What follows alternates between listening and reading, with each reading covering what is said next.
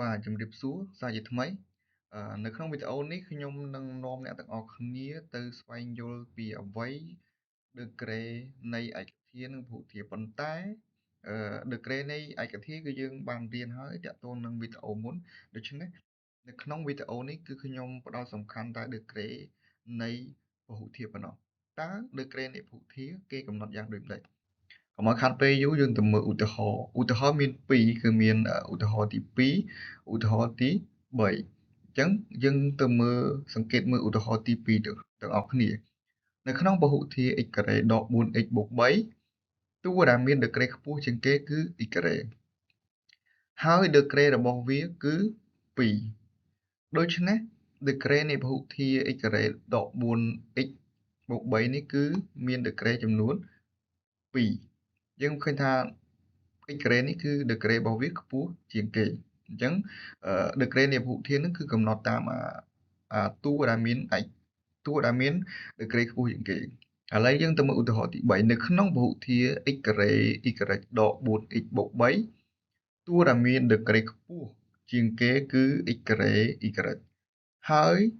degree របស់វាគឺ3នេះទាំងអស់នេះគឺជាពហុធាតុប៉ុន្តែ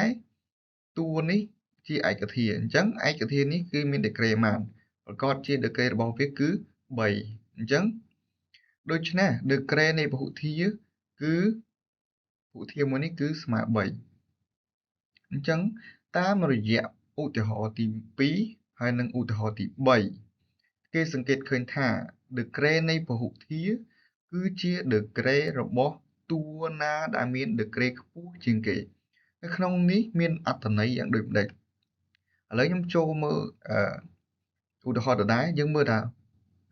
តើតួមួយណាដែលមាន degree ខ្ពស់ជាងគេនៅក្នុងចំណោមពហុធាតុមួយនេះគឺមានតែ x ការ៉េ y ទេដែលមាន degree ខ្ពស់ជាងគេអញ្ចឹង degree របស់ឯកធាតុគឺយកឬក៏កំណត់យកទៅតាមតួណាដែលមាន degree ខ្ពស់ជាងគេគឺ3អញ្ចឹងគេកំណត់បានជាទូទៅមួយ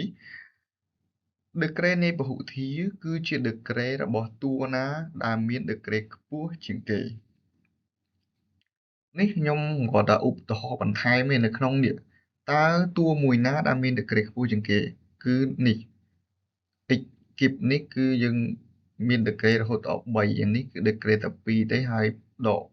5x នេះគឺ degree មានតែ1ទេអញ្ចឹង degree នៃពហុធាតុទាំងមូលហ្នឹងគេកំណត់យកតែចំពោះតួណាដែលមាន degree ខ្ពស់ជាងគេអញ្ចឹង degree នៃពហុធាតុនេះគឺ3តោះឥឡូវយើងមកដល់មើលលំហាត់គំរូរបស់យើងចូលប្រាប់អថេរនិង degree នៃពហុធាតុគេមានពហុធាតុយ៉ាងច្រើននេះឥឡូវខ្ញុំទៅមើលដំណោះស្រាយតែម្ដងនៅក្នុងតារាងនេះគឺជាតារាងដែលយើងផ្ទុកទៅដោយពហុធាតុមានតាំងពីប៉ុន្តែពហុធាតុនេះរួមទាំងឯកធាតុផងដែរនេះគឺជាឯកធាតុហើយនេះជាពហុធាតុអញ្ចឹងរំលឹកតិចអានេះជាឯកធាតុអញ្ចឹងតើអថេរមានអីខ្លះយើងមើលមាន x មាន y មាន z អញ្ចឹងមាន3ហ្នឹងមាន3អថេរតើឯកធាតុនេះមាន degree ចំនួនប៉ុន្មាន degree មានប្រមាណគឺបូកនៃតួសុន្យនេះមកគឺមាន2 2បូក3 5 5បូក1 6ហើយមួយនេះគឺជាពហុធាតុយើងមើលតើតួមួយណាដែលមាន degree ខ្ពស់ជាងគេនៅក្នុងចំណោមតួទាំងអស់នៃពហុធាតុហ្នឹងគឺម៉ានគឺគេគឺ4អញ្ចឹង degree របស់ពហុធាតុនេះគឺ4យើងមើលមួយនេះទៀតតើមានអថេរណាខ្លះមាន p មួយមានគុយអូមិនមែនគុយទេសំទោសគឺ p ដូចតែគ្នាទេអញ្ចឹង degree ឥឡូវយើងមើល degree ម្ដងតើនៅក្នុងតួហ្នឹងនៅក្នុងចំណោមតួទាំងអស់ហ្នឹងតើតួមួយណាដែលមាន degree ខ្ពស់ជាងគេគឺប្រកាសជា p ស្វ័យគុណ5នេះហើយអញ្ចឹង degree របស់វាគឺ5អញ្ចឹងឧទាហរណ៍ទី2ចុងក្រោយនេះគឺដូចគ្នាដែរអ្នកនរគ្នាអាចស្វែងយល់បន្តិចម្ដងមកបាទនេះគឺជាកាដូដែលខ្ញុំឲ្យអ្នកទាំងអស់គ្នាគិតលេងទៅចូលកំណត់តើអ្វីជាអថេរអ្វីជា degree នៃឯកធាតុនិងពហុធាតុអញ្ចឹងវីដេអូខ្ញុំមានតែប៉ុណ្្នឹងជួបគ្នានៅវីដេអូក្រោយបាទជម្រាបលា